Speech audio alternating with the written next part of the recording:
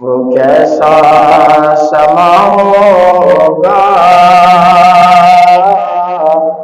وہ کیسی گھڑی ہوگی، وہ کیسا سما ہوگا،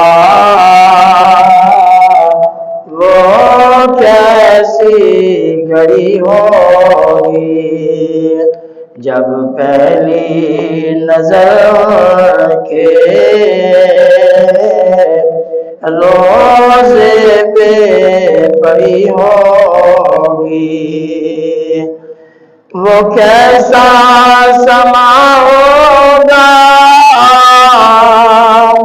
وہ کیسی گھڑی ہوگی، جب پہلی نظر کے روزے پہ پڑی ہوگی، ایک اونچائے جانا ہے، آہستہ قدم رکھنا، ایک اونچائے جانا ہے، آہستہ قدم رکھنا، ہر جا پہ ملائکے کی بارات کھڑی ہوگی، ہر جا پہ ملائکے کی بارات کھڑی ہوگی، کیا سامنے جا کے ہم حال اپنا سنائیں گے، سرکار کا در ہوگا، اشکوں کی جڑی ہوگی، سرکار کا در ہوگا، اشکوں کی لڑی ہوگی، کچھ ہاتھ نہ آئے گا آقا سے جدا رہ کر، کچھ ہاتھ نہ آئے گا آقا سے جدا رہ کر، سرکار کی نسبت سے توقیر بڑی ہوگی،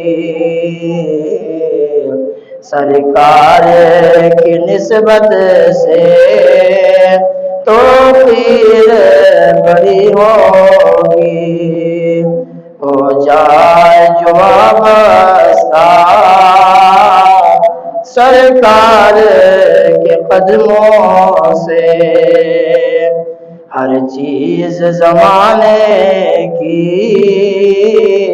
قدموں میں پڑی ہوگی، ہر چیز زمانے کی قدموں میں پڑی ہوگی، چارہ کوئی کرنا ایک نعت سنا دینا، ناچیز ظہوری کی جب سانس اڑی ہوگی، وہ شیشہ دل غم سے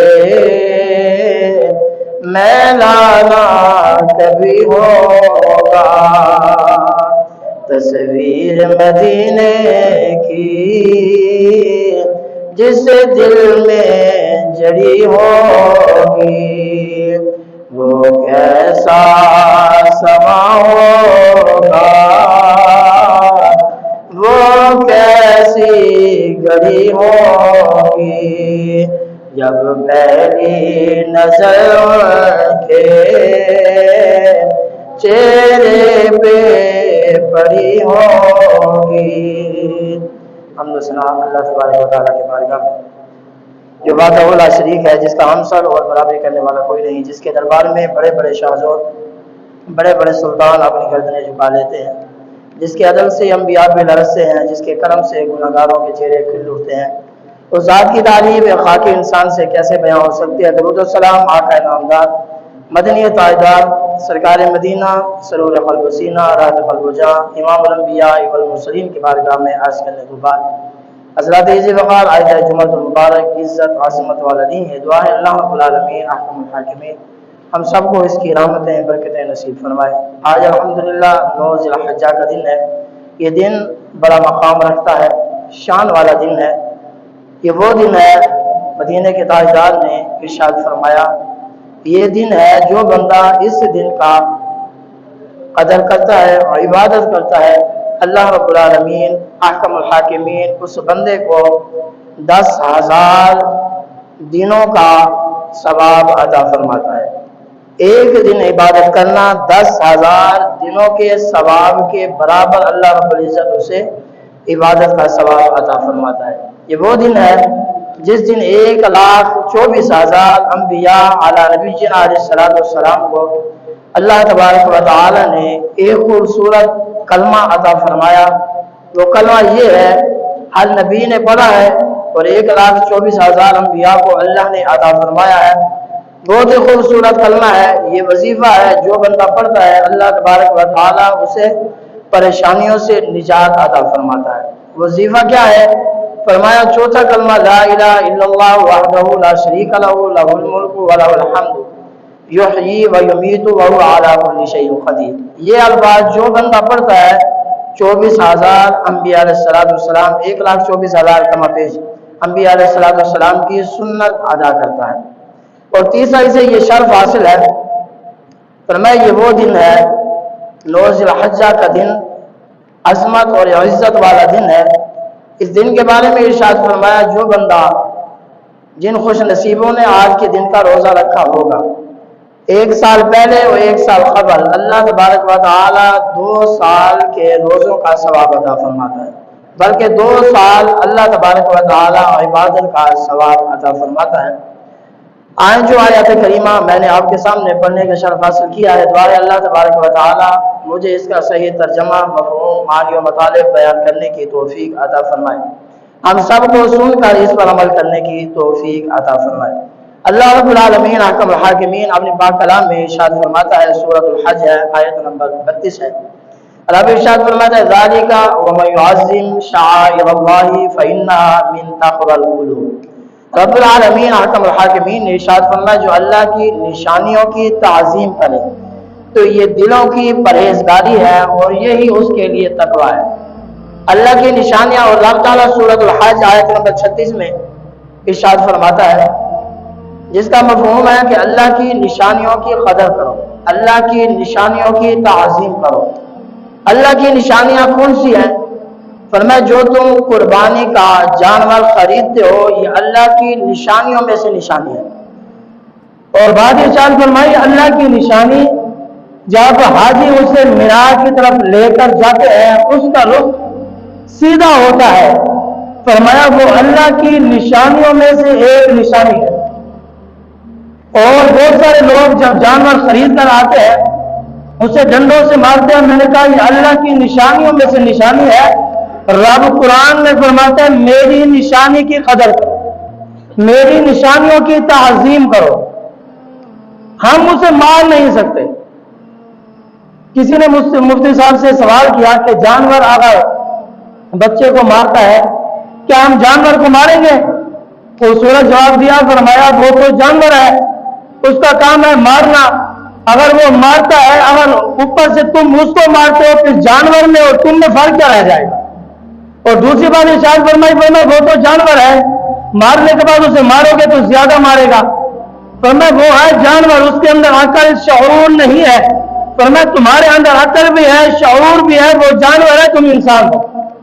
بلکہ محبوب کریم کا بھی فرمان ہے، مدینے کے تاجدار نے ارشاد فرمایا جانور کی بھی تعظیم کرو۔ اگر ایک جگہ سے وہ دوسری جگہ پر نہیں جاتا اسے وہیں باندھ دو، اسے مار نہیں سکتے، ہاں دھکا لگا کر لے جائیں، اگر وہ نہیں جاتا وہیں باندھ دے، اسے کہیں جا کر مارنے کی دوڑانے کی اسے ضرورت نہیں ہے۔ کیونکہ یہ اللہ کا قرآن ہے. رب فرماتا ہے یہ میری نشانی ہے. آپ اور میں یہاں تھوڑا سا غور کریں.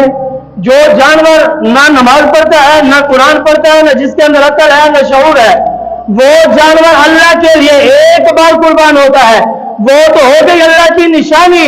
اور جو صدیق اکبر نے سب کچھ اپنے محبوب پر قربان کیا، وہ اللہ کی نشانی کیوں نہیں ہو سکتا؟ یعنی ہمیں درس یہ ملتا ہے جو جانور نہ نماز پڑھے، نہ قرآن پڑھے، نہ عقل ہو، نہ شعور ہو، قربانی کے لیے خریدا جائے، ایک بار اللہ کی راہ میں ذبح کیا جائے، ایک بار ذبح ہونے والا اللہ کی نشانی ہے. فرمایا اس کی تعظیم ہمارے اوپر ضروری ہے. جو صدیق حضور کے ساتھ سویا ہوا اس کی تعظیم بھی ضروری ہے.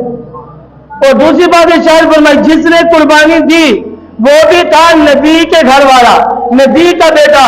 دوسرا بھی ہے نبی کا بیٹا، وہ بھی قربانی دے رہا ہے، یہ بھی قربانی. اس کی قربانی جو ہے فرمایا خوبصورت قربانی ہے. اس کے گلے پر چھری رکھی جاتی ہے، چلائی نہیں جاتی. فرمایا آنکھوں میں پٹی باندھی جاتی ہے، ہاتھ باندھے جاتے ہیں. فرمایا یہاں بھی قربانی ہے، وہاں بھی نبی کا بیٹا ہے، یہاں نبی کا نواسا ہے. اس پر بھی درود پڑھا جا رہا ہے، اس پر بھی درود پڑھا جا رہا ہے، دونوں پر درود پڑھا جا رہا ہے. فرمایا یاد رکھنا، فرمایا وہ قربانی اسماعیل ہے، یہ قربانی ہے امام حسین ہے. فرمایا امام حسین نے آنکھوں پر پٹی نہیں باندھی، وہاں تو بیٹے کو بچا لیا گیا، یہاں ذبح کر دیا گیا. یہ شان اللہ نے عطا فرمائی ہے. اور قربانی کا مقصد سمجھے، قربانی کا مقصد کیا ہے قربانی کرنے کا؟ بہت سارے لوگ عذر پیش کرتے ہیں ہمارے پاس مال نہیں ہے. اگر ابھی موبائل لینے کی ضرورت پڑ جائے تو وہاں پر مال ہوتا ہے، اگر وہاں زمین لینے کی ضرورت پڑ جائے تو مال ہوتا ہے، وہاں کوئی چیز خریدنے کے لیے ضرورت ہو تو وہاں مال ہوتا ہے. جب باری قربانی کی آتی ہے تو بندہ غریب ہو جاتا ہے. اور دوسرا یہ مسئلہ بھی سماعت فرمائے، میں نے پہلے بھی بیان کیا تقریباً. فرمایا قربانی جو ہے عاقل بالغ پر فرض ہے. بہت سارے لوگ یہ میں نے سنا بھی ہے کہ بچے کے نام کی قربانی کی جاتی ہے. بچے کے نام کی قربانی نہیں ہوتی. بچے کے نام کی قربانی ہم نہیں کر سکتے. کیوں نہیں کر سکتے؟ بچہ ایک تو بالغ نہیں ہے، ایک عاقل نہیں ہے. اور دوسری بات قربانی جو ہے وہ صاحب نصاب پر واجب ہے، ہر بندے پر واجب نہیں ہے. اور صاحب نصاب کی میں نے پچھلے تمہیں بتایا تھا کہ جس کے پاس 52 تولے چاندی خریدنے کی رقم موجود ہو، فرمایا پلاٹ ہو، ضروریات سے زیادہ مکان ہو، فرمایا مال ہو، کوئی چیز لے کر رکھی ہو، دکان ہو، یہ تمام چیزیں ضرور